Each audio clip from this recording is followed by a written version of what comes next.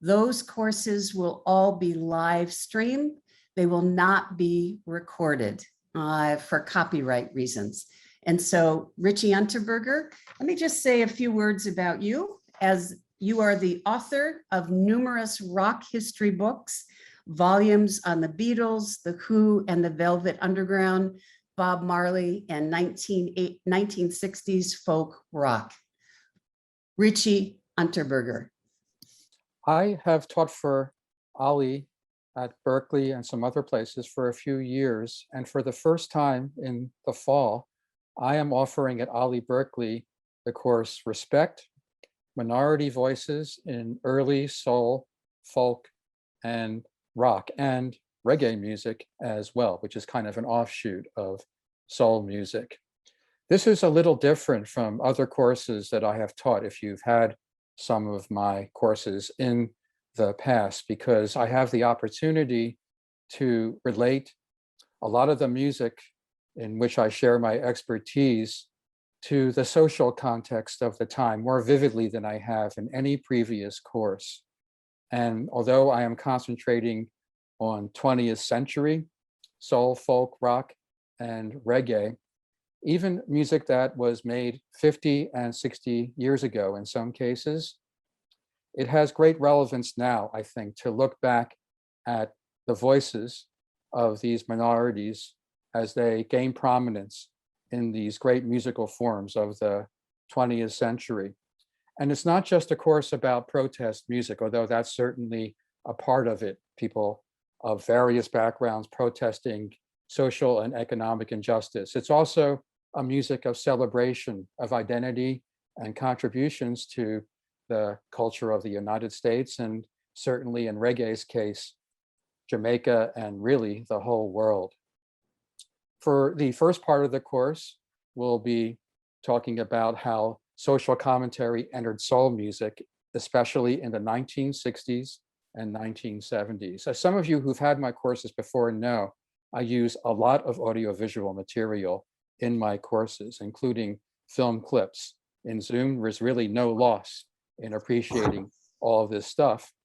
And as an example of some of the clips that I show to illustrate African Americans expressing themselves in soul music, we have James Brown leading a largely white audience for Hugh Hefner's Playboy After Dark in a sing-along, Say It Loud, I'm Black and I'm Proud. That really did happen.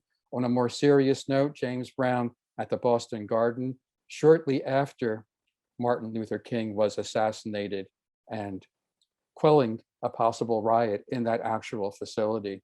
Some of you have probably seen the recent documentary Summer of Soul, which is excellent, about festivals in Harlem in 1969.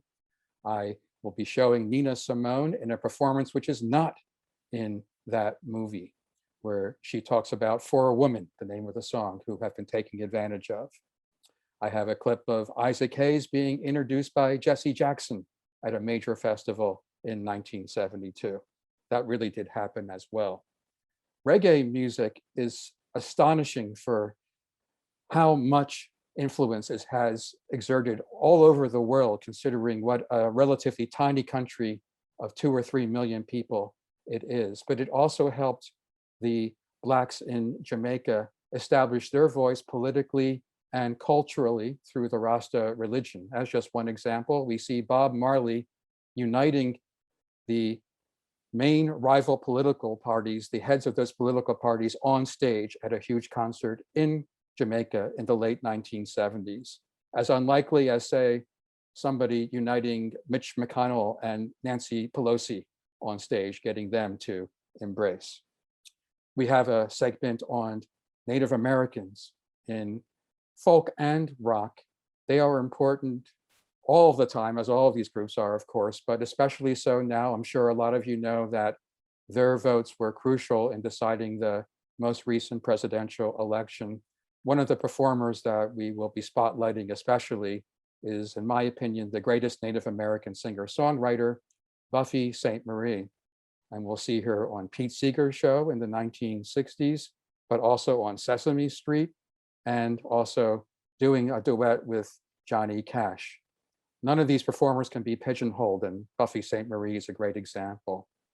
In rock, I'm going to be concentrating on Latino performers. We'll see the only surviving film clip of the first Latino rock star, Richie Valens, all the way up to the 1980s when Los Lobos not only revived Richie Valens' La Bamba, but blended traditional Mexican music with modern, new wave influenced rock and roll. Those are just some of the performers and issues that we will be examining and celebrating in Respect on Monday mornings through Zoom. And I hope that, well, we'll see some of you for that class in the fall. Richie, thank you very much.